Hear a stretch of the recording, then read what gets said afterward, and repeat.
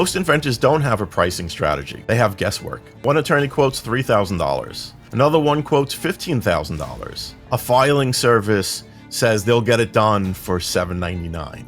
And you're stuck in the middle, trying to figure out who's telling the truth and who's about to waste your money. That's how people blow their entire budget on the wrong steps at the wrong time.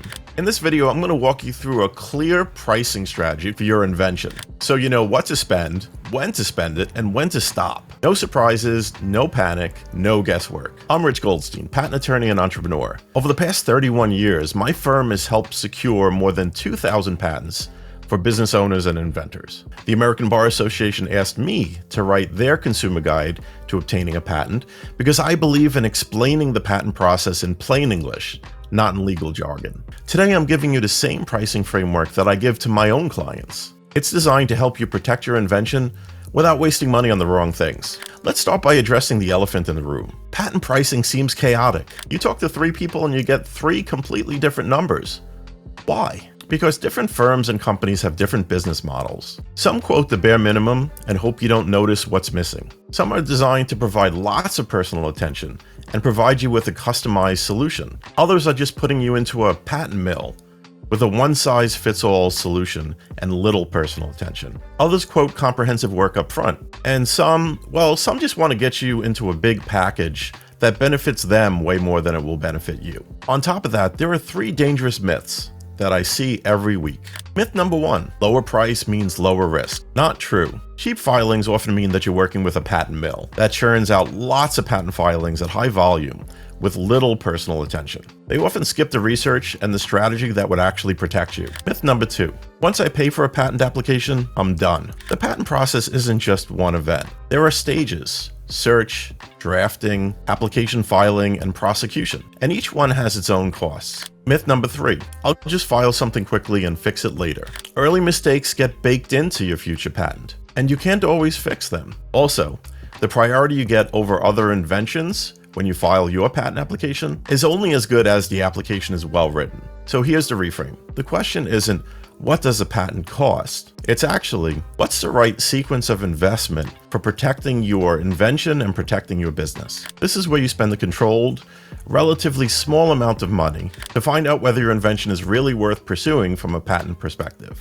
A proper phase 1 includes 3 things: an initial strategy consultation, a thorough prior art search, and a follow-up strategy consultation. At the end of this phase, you should know, is the invention likely patentable? And how broad can your patent protection realistically be?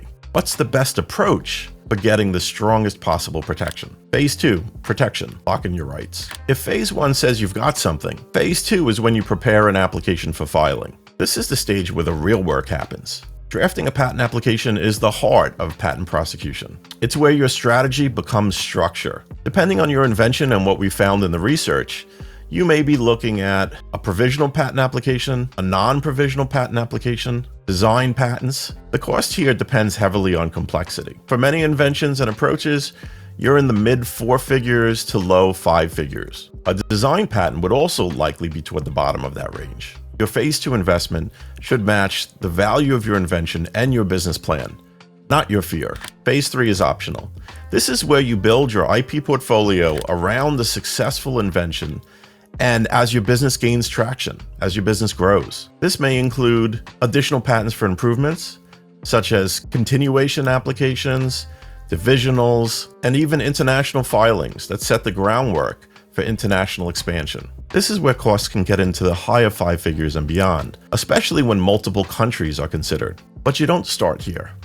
Phase 3 is only for inventions that have shown promise in the marketplace and have shown real traction in the businesses built around them. How to stage your spending over 12 to 24 months. Let's look at how this typically plays out over time, because timing matters as much as the pricing itself. Phase 0, before you spend real money. Build a rough prototype. Do some basic market research. This is where you spend your time. Your only expenses here are materials and your time. Months 0 to 3. Phase 1, discovery. Invest a controlled amount into research and strategy. At the end, you'll have a real informed yes/no decision. And you'll also have a roadmap. Months 3 through 6. Phase 2, protection. This is where you file the right type of application. Based upon your business goals, your risk tolerance, and the results of Phase 1. Months 6 through 24.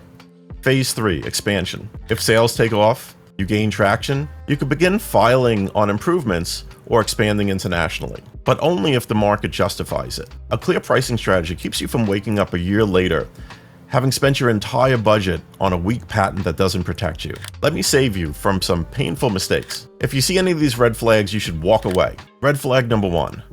One-size-fits-all packages. If someone tries to bundle a patent, a trademark, and marketing into one package, the package is likely built for their profit, not for your protection.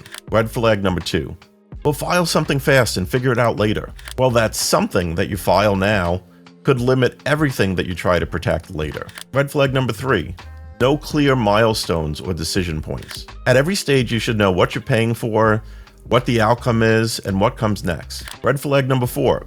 Focusing on filing fees instead of strategy. USPTO fees are a tiny piece of the puzzle. Strategy and drafting are where the real protection comes from and where the real costs live. Spotting these red flags early can save you thousands of dollars and months of frustration. Here's how we do things at my firm so that clients can stay in control of their budget. Step 1, free strategy call. We listen, ask questions, answer your questions, and understand your goals. Step 2, a clear fixed fee Phase 1 plan. If it makes sense for you, we'll recommend a patent evaluation, and that includes a deep patent search. This gives you real data and real insight without a big commitment. Step 3, decision making. You'll get copies of what we found and have a clear discussion of what Phase 2 would look like.